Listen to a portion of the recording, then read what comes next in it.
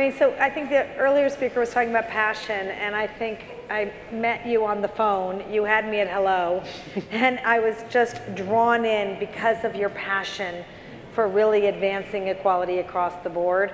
And I am a chief executive officer, but I've been very well known as the chief troublemaker, mainly because I break all the rules that make no sense and create new ones.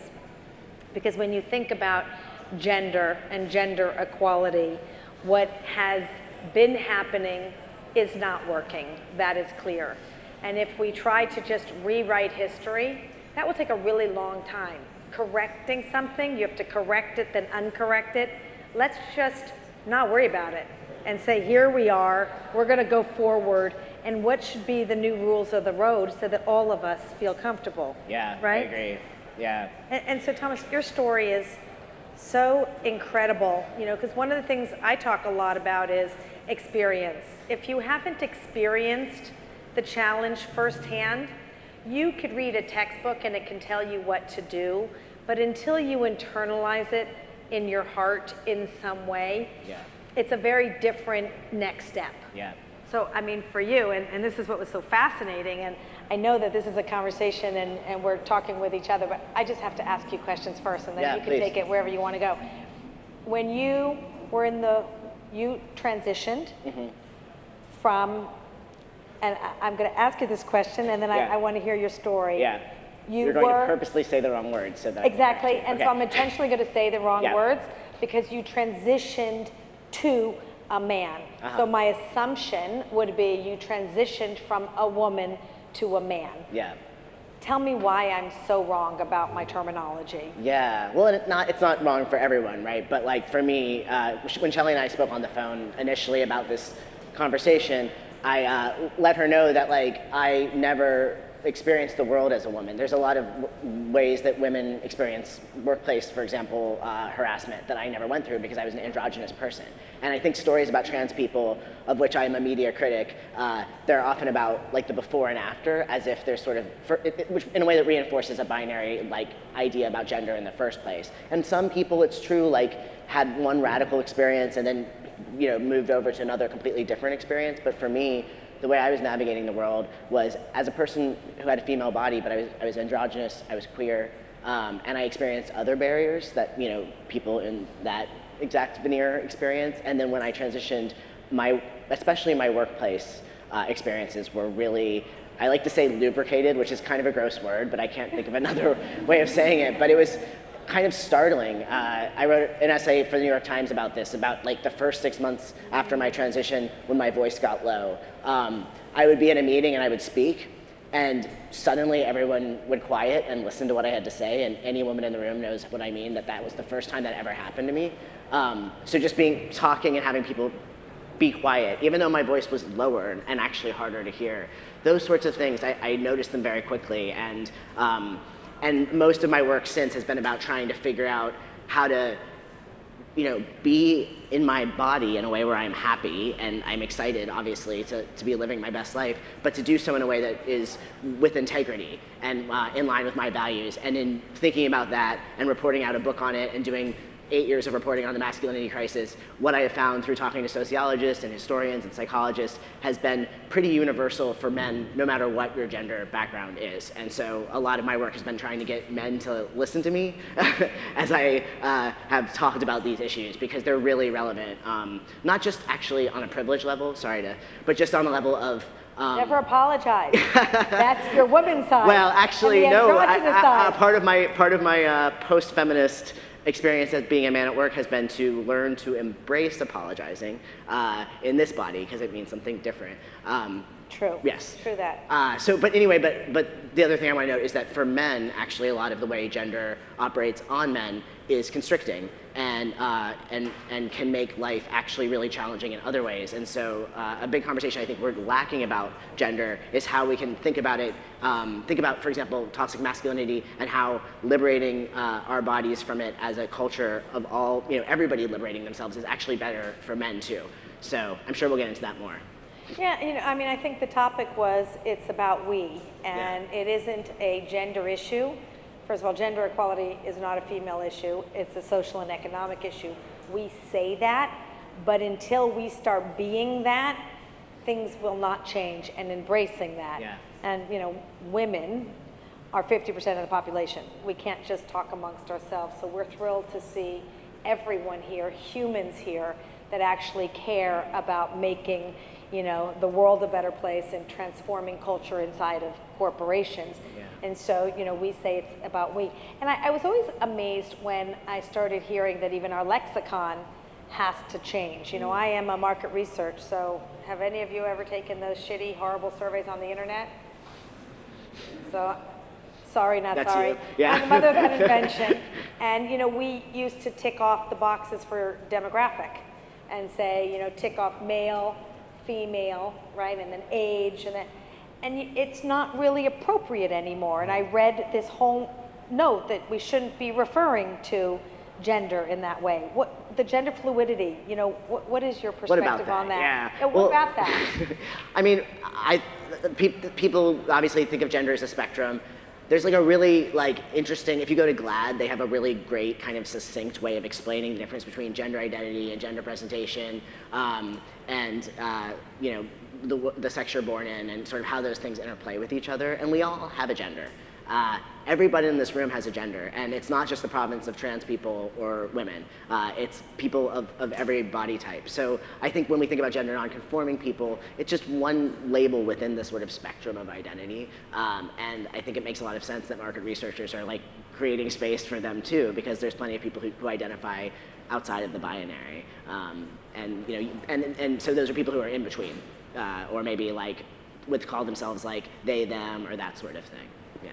Well, I mean, I really started thinking about that because gender is just a description, as you said, of what's on your body, but not a reflection of your mind. Yeah, there's no significant mindset difference. is neutral. Yeah, between male and female brains. Which I thought was really fascinating. Okay, then you said something, so I have to go back to this, and then you can ask me whatever you want. But Yeah. I have to talk to you first because I just find you so fascinating. Thank you, Shelley. And so honest and so heartfelt and willing to share your perspective. When you were androgynous, and I thought about this after our conversation, you now have chosen a gender because you identify as a man. Yeah. Correct? Yes. But you didn't identify as a gender as a woman, and you told me you were androgynous. I was sort of, I guess I would have been gender nonconforming. Just there wasn't that language really. Okay. Yeah. And so you talked about experiences you had as an androgynous person. Yeah. That now you have more sensitivity around them because you experienced that. Yeah. What were some examples of what happened then and how you have a new mindset and perspective as a man? Yeah, and this is where our work intersects, I think. We intersect on every level. Yes, Once indeed. you're in, you don't get out. We are crazy glued now. Indeed, You're yes. not ever leaving my side. But I think around especially work, so that point about in meetings, being a person who suddenly, literally I remember this experience. I was working, it was my first newspaper job. I was working at the Boston Phoenix, if anyone remembers. Alt weeklies, yes. And I was 30, so just starting my career in some ways in journalism, but also an adult. So I had my frontal lobes as I was experiencing male socialization for the first time. And just to make this really clear, I was super happy in my body. That was kind of the whole point. But it's I would leave my apartment, and then when I would leave my apartment, the world was happening to me in a way that was really distressing, frankly. I would walk down the street, for example, at night, and a woman might cross to the other side of the street to avoid me, and I realized, oh, I'm a threat.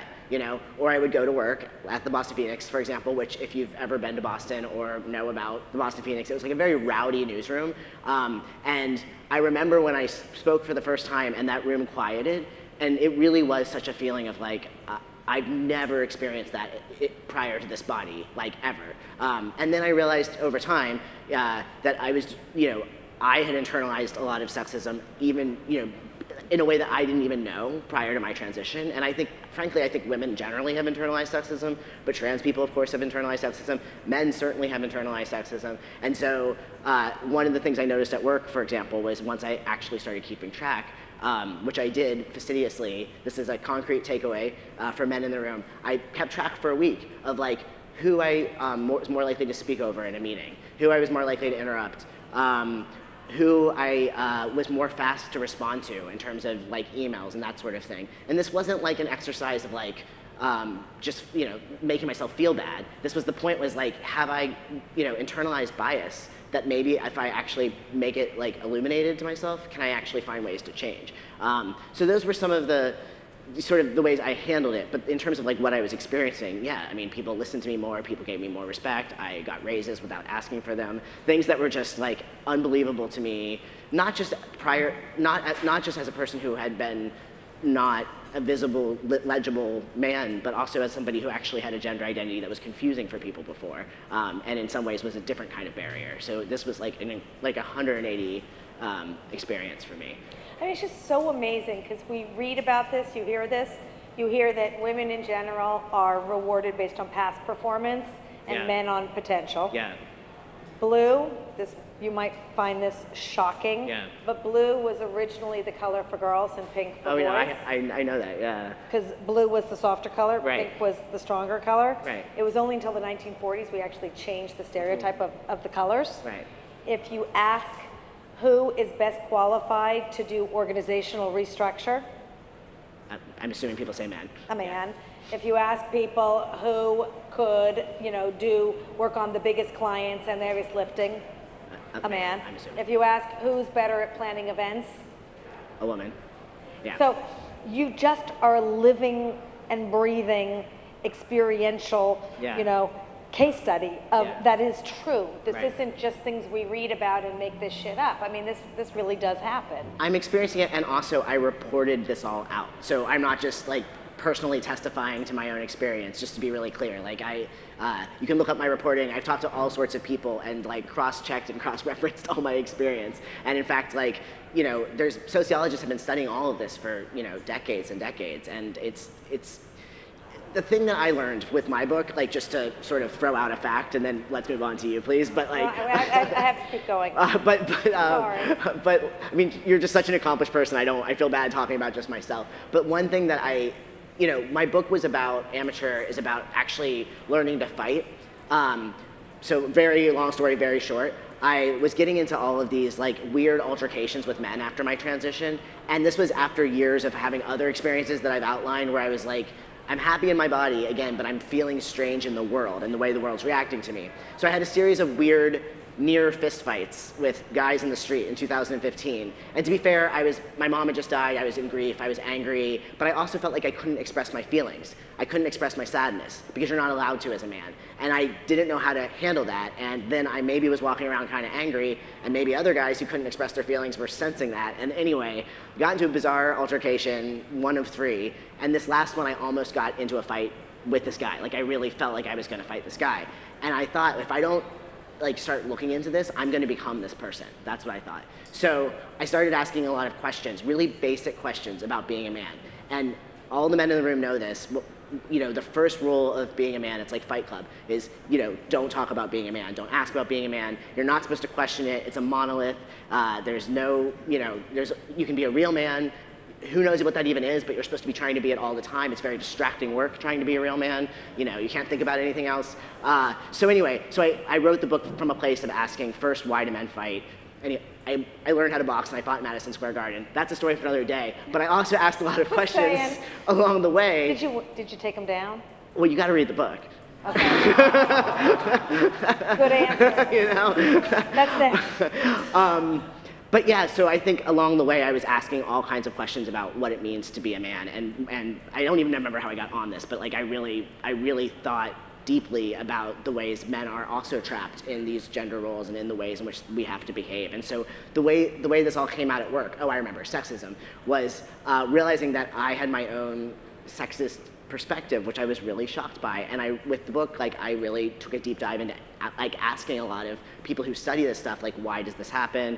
And one of the things I learned was this idea of vague feedback, which I think I told you about. So I think we all know that men and women get feedback differently at work or are treated differently at work. And it's kind of hard to measure these softer metrics. But Dr. Caroline Simmert at Stanford did this great study where she looked at feedback because it's one easy way that you can really look at, in a sort of metric way, how men and women are treated differently. And men are much more likely to receive concrete feedback, whereas women are much more likely to receive vague feedback. And if you think about the implications of that, that's kind of huge, because if you know what you need to change, then you can change it. And if you have no idea because you're being told like, good job, or like, whatever, like you're not actually like given a roadmap for success. So those are the sorts of things that like, just looking into this more deeply and experiencing my transition and working through my own experience at work, like helped me realize that, it's not just me. It's like, this is a general cultural issue. Well, I think we also say boys will be boys. Uh-huh. Or, we've been sensationalized, we've been conditioned, whatever the right word is. Literally conditioned, yeah. Conditioned Since to infancy. feel that way. And I don't know if you've read this article where a little girl went into a Target or a Walmart or something and she wanted a t-shirt, and there was, the boys' t-shirts and the girls' t-shirts, and the girls' t-shirt said nice and princess and pretty and beautiful, and the boys' t-shirt said hero and bold and brave and fearless and strong. Yeah. And the girl said to her mom, I want the one that says strong. Yeah. But they don't have one made for me. And media defines culture. Culture defines change, and True. change defines who we think we're supposed to be. I saw an ad that had the perfect ideal family: man, woman, white people, blonde kids, boy, girl. And they were standing in front of the White House, and you saw the little boy standing in front of the White House gate, I'm going to be the future president, and you see the girl standing in the background with her parents.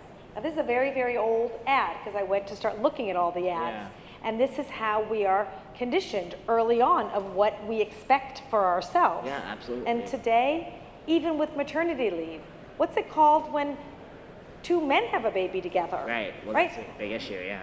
Parental leave, but we don't have enough of it. But we don't have enough of it. Yeah. So, like, what are some of you came up with also 5, suggestions for men today? For men at work, yeah. I'd love to hear yours. Yeah, I don't know if I'll remember all of them, but I just did a talk yesterday, and I was telling Shelley I had like 5 concrete takeaways.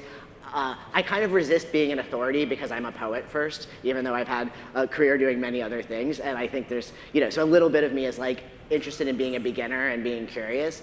But I do think right now, especially in this political moment, having some serious things to actually do in a concrete way is useful.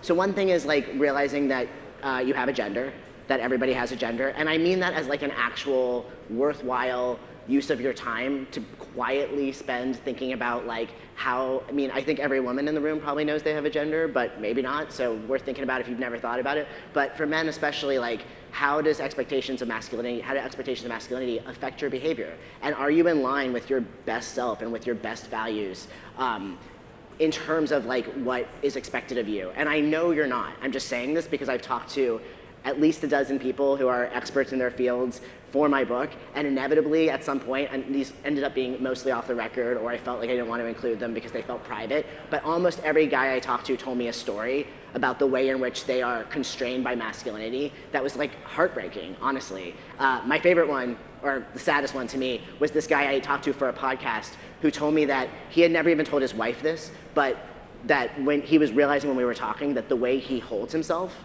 is so as not to move his hips when he walks. He's like 40 years old, finance guy.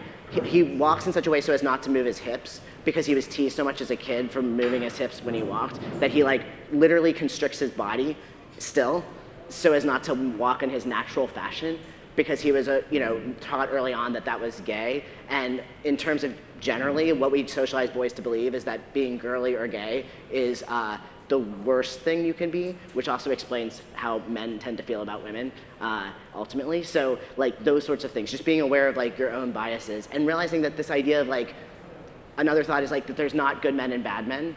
There's like a lot of conversation about being a good man. Like, are you a good man? And the idea of a binary of good and bad means that there has to be, if there's a good man, there has to be a bad man. So instead of thinking of it that way, the developmental psychologist Niobe Way from NYU suggested instead of thinking, am I a good man, it's worth thinking, what am I doing to maintain the status quo? And I think that's been a really helpful thing. I've thought about that pretty much every day since she told me that. Interesting. Yeah. I find that fascinating because we just did in the girls' lounge, we did a Men of Action summit. Yeah, please tell me about the Men of Action. I've been waiting to hear about this all day. It was amazing because it was a 4-hour summit and we had over 40 men from companies, and of course all the women, all of us together, and the unplugged, and I don't even want to say authentic. I think authentic is such a inauthentic word. We use it as a buzzword. Yeah. Real voices. And I asked the question, what do you feel are the best qualities of leadership today? And leaders are still predominantly men.